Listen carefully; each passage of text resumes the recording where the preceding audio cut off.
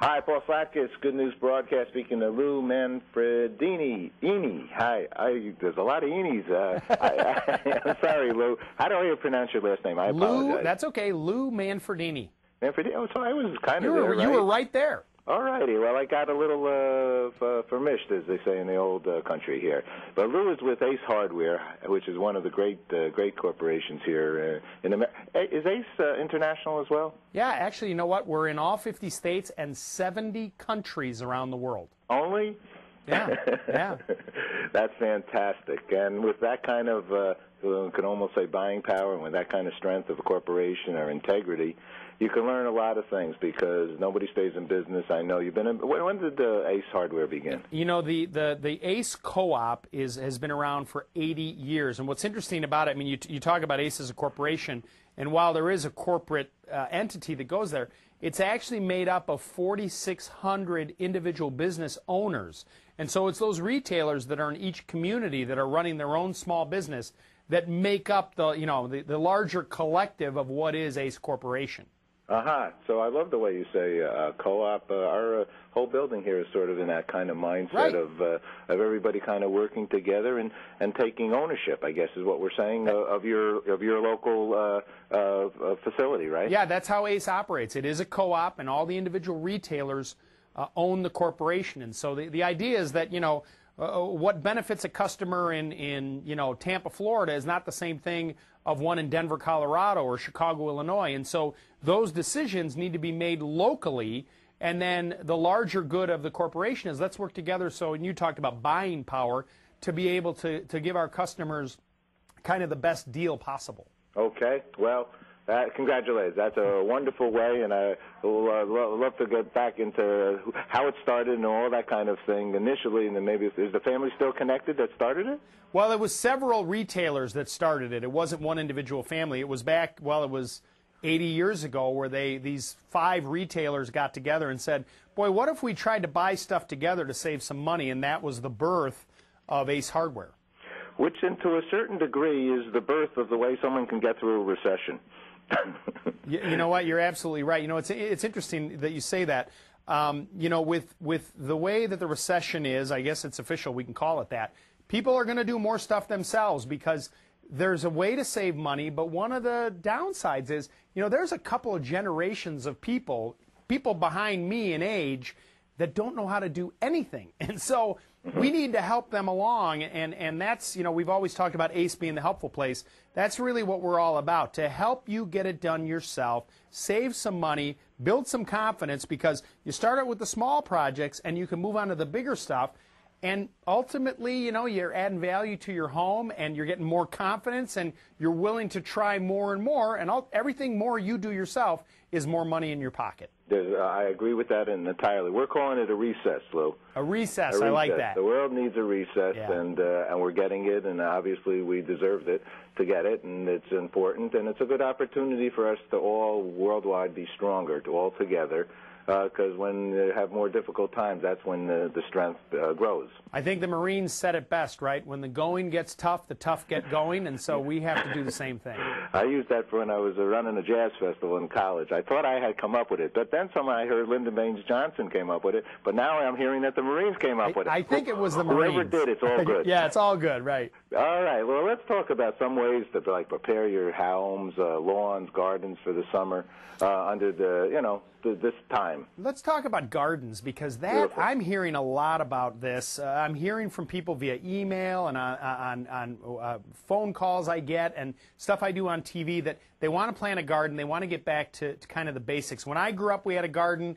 It was a lot of fun, and the food tasted terrific. You can start doing this yourself.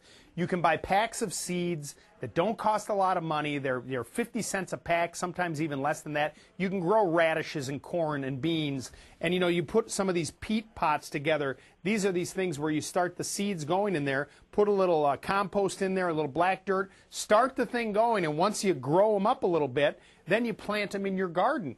You're going to spend pennies, but you're going to save hundreds of dollars. And the best part about it is you know what went into it. Stay natural when you're picking fertilizers and what you use in there, and the flavor is going to be fantastic. when you do, okay, because it always starts from the beginning, right? Right. When you, so you go out, you look at your lawn, and this is the year you're really going to get it right, okay? Right. In the sense that you're going to look at the soil. Right. Is it good to get the soil tested? It can be. I think the soil testing comes if you've had, like in the lawn, for instance, if you've had problems with the lawn year after year, and it's not because you have dogs or anything like that, then getting your soil tested is not a bad idea. Many times extension services in your area, you can take a little sample, put it in a Ziploc bag, and send it off, and they'll test the soil for free. And they may say, oh boy, you should add some lime, or you need to balance it out with some new topsoil.